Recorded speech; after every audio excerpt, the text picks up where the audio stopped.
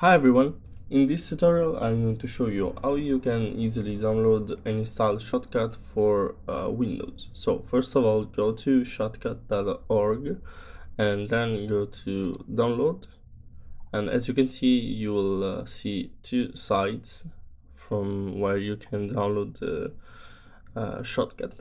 So to make it quicker we need the Windows installer, so click on the Windows installer, and as you can see it will start the download process.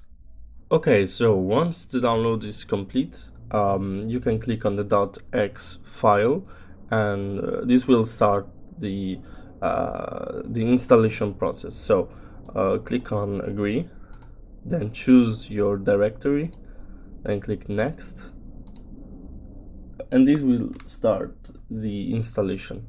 Okay, so now that the installation is complete, you can finally start Shotcut. So here we are inside of Shotcut, and the first thing you're going to see is this. This is the visualizer for the clip you're playing. Then we have the timeline and some modules. So for example, this one is the export one, and it's basically for exporting the video in different formats, but we're going to see that later. And all of these modules will appear if you click on these icons up there. So for example, we have the peak meter for the overall volume of the video.